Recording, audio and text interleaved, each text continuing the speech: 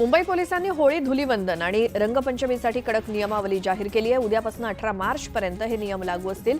अश्लील शब्दातील गाण्यांवरती प्रतिबंध असेल। अनोळखी लोकांवरती रंग किंवा पाणी फेकणाऱ्यांवरती कारवाई होणार आहे।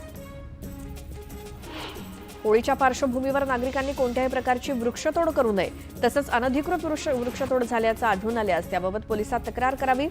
मात्र नियमांचं पालन न करता वृक्षतोड केल्यास 5,000चा दंड ठोठावला जाईल असा इशारा देण्यात आलाय। राज्यात सोसायट्यांच्या व्यावसायिक गाळ्यामध्ये बियर किंवा दारूची दुकानं सुरू करायची असतील तर यापुढे संबंधित सोसायटीचं ना हरकत प्रमाणपत्र घेणं बंधनकारक असेल। सोसायटीच्या ना हरकत प्रमाणपत्राशिवाय राज्यात नवीन बियर शॉपी किंवा दारू दुकान सुरू करता येणार नाही, अशी भूमिका उपमुख्यमंत्री अजित पवार यांनी विधानसभेत जाहीर केली। राज्य सरकारकडून क्रिमिलेअरची मर्यादा वाढवण्यासाठी केंद्र सरकारकडे शिफारस करण्यात आली आहे। ही मर्यादा 15 लाख रुपयांपर्यंत वाढवण्यासाठी शिफारस केली असल्याची माहिती मंत्री अतुल सावे यांनी दिली। महाराष्ट्र सरकारनं जन्म आणि मृत्यू प्रमाणपत्राच्या अनुषंगाने महसूल मंत्री चंद्रशेखर बावनकुळे यांनी जन्म मृत्यू नोंदणी अधिनियमामध्ये बदल केलाय। बांगलादेशी आणि रोहिंग्यांना सहजासहजी उपलब्ध होणारं बनावट प्रमाणपत्र रोखण्यासाठी हा महत्त्वाचा निर्णय घेण्यात आलाय।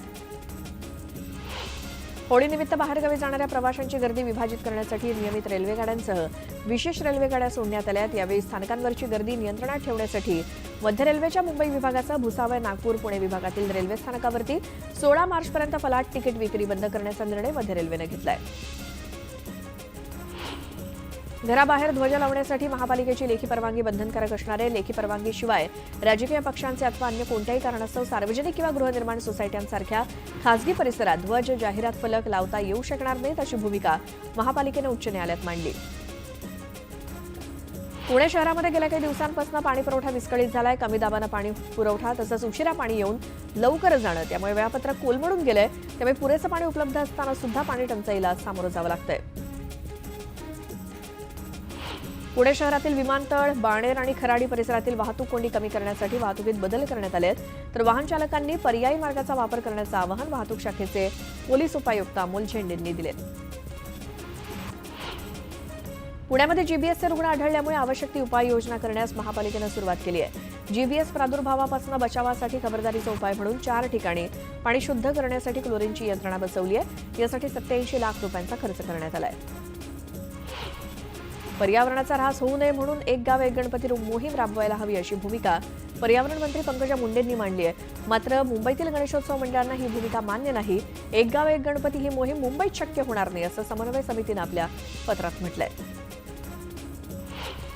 विधी महाविद्यालय, प्रभात रस्ता तसंच कर्वे रस्त्यावरील वाहतूक कोंडी सोडवण्यासाठी महत्त्वाचा असलेला बालभारती ते पौड फाटा रस्ता तातडीनं तयार व्हावा, यासाठी पालिका प्रशासनानं पावलं उचलायला सुरुवात केली। न्यायालयाच्या सूचनेनुसार या रस्त्याचं काम सुरू करण्यापूर्वी वनविभागाची मान्यता घेण्याची भूमिका पालिकेने घेतली आहे। मंदिरांवरती, मशिदींवरती तसंच इतर धर्मियांच्या प्रार्थना स्थळांवरती बसवण्यात आलेले भोंगे नियमबाह्य पद्धतीनं सुरू असतील तर आता त्या संबंधित कारवाई करण्यात येणार आहे। भोंग्यांच्या वेळांबाबत नियमांचं उल्लंघन झाल्यास पोलीस संबंधित लोकांवरती कारवाई केली जाईल, असं थेट इशारा गृहमंत्री देवेंद्र फडणवीस यांनी दिलाय। तर सध्या मुंबईमध्ये सर्वत्रच रस्त्याची कामं सुरू आहेत, मात्र अनेक ठिकाणी झाडांची मुळं कापली गेली आहेत। काँक्रिटीकरणादरम्यान झाडाचं मोठं नुकसान होत आहे। त्यामुळे उद्यान विभागाकडे 300हून अधिक कंत्राटदारांना नोटीस बजावली आहे। तर 60 ठिकाणी पोलीस ठाण्यात तक्रार दाखल झाली आहे। मुंबईतील लीलावती रुग्णालयात मागील 20 वर्षात तब्बल 1250 कोटींचा गैरव्यवहार केल्याप्रकरणी ट्रस्टनं 17 जणांविरोधात पोलिसात तक्रार दाखल केली आहे। त्यात 7 माजी विश्वस्तांचा सहभाग आहे। पुणे महापालिकेनं यंदाच्या अर्थसंकल्पात शहरातील 60 ठिकाणी पंचतारांकित शौचालय उभं करणार असल्याची योजना आखली आहे। यासाठी महापालिकेकडून लाखो रुपये खर्च केले जाणार आहेत। रस्ते अपघात रोखण्यासाठी पोलिसांमार्फत नियमितपणे वाहन चालकांची अल्कोहोल सेवन तपासणी केली जाते। मात्र यापुढे आता मद्य तपासणीसोबतच अंमली पदार्थ सेवनाची तपासणी सुद्धा करण्यात येईल।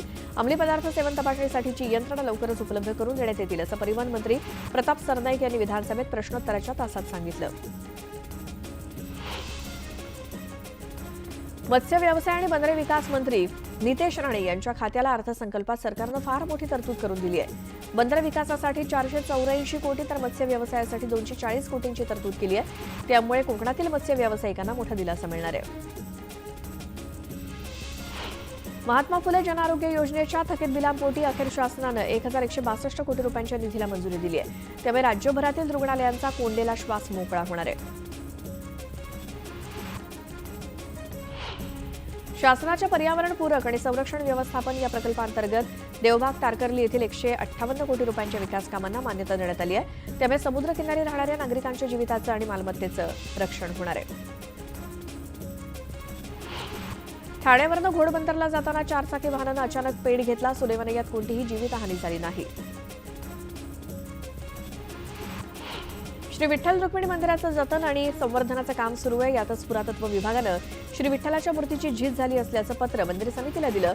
त्यानुसार विठ्ठल मूर्तीवर रासायनिक लेपन प्रक्रिया करण्याचा निर्णय घेण्यात येणार आहे. शिरूर, श्रीगोंदा, कर्जत तालुक्याला घोड धरण पाणीपुरवठा करतं.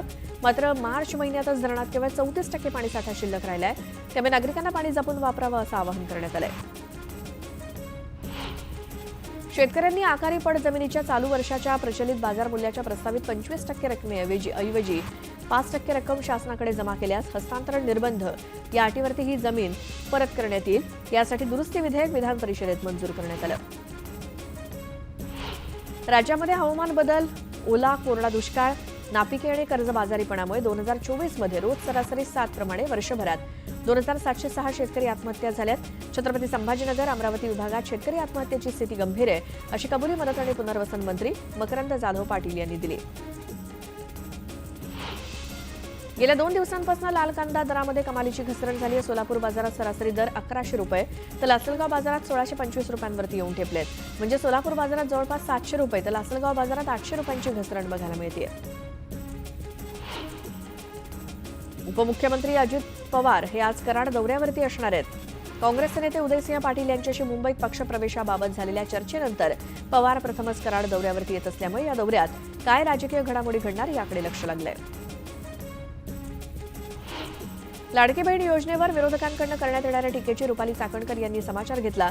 योजना सुरू झाली तेव्हापासूनच विरोधकांचं पोट दुखू लागलं होतं आणि तेव्हाच ते कोर्टापर्यंत गेले होते, असा टोला त्यांनी विरोधकांना लगावला. औरंगजेबाचे गोडवे घेणारे अबू आझमी यांना सेशन्स कोर्टानं दिलासा दिलाय. अटकपूर्व जामीन अर्ज कोर्टानं स्वीकारला असून 20,000 रुपयांच्या बॉन्डवर अटकेपासून संरक्षण देण्यात आलं. मात्र 12, 13 आणि 15 मार्चला तपास अधिकाऱ्यांसमोर हजर राहण्याचे आदेश दिलेत. आलिशान गाडीतनं येताना येरवड्यातील शास्त्रीनगर चौकामध्ये रस्त्यावरती थांबून लघुशंका केल्याप्रकरणी 2 आरोपींच्या जामीन अर्जावर येत्या 17 मार्चला न्यायालयात सुनावणी होणार आहे. न्यायालयानं मंगळवारी गौरव आहुजा याला न्यायालयीन कोठडीत ठेवण्याचे आदेश दिले, तर त्याचा मित्र भाग्येश ओसवाल हा सध्या न्यायालयीन कोठडीत आहे.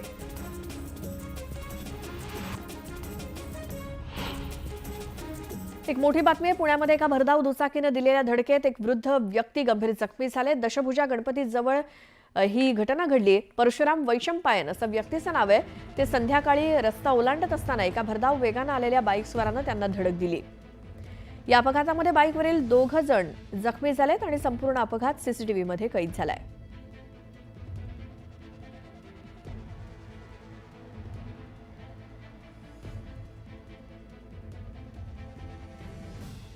पुण्यातल्या दशभुजा गणपती मंदिराजवळची ही घटना आहे. एक दुचाकीस्वार वेगानं येत असताना एका वृद्धाला त्यानं धडक दिली आणि किती भीषण हा अपघात झालाय त्याचं हे सीसीटीव्ही फुटेज.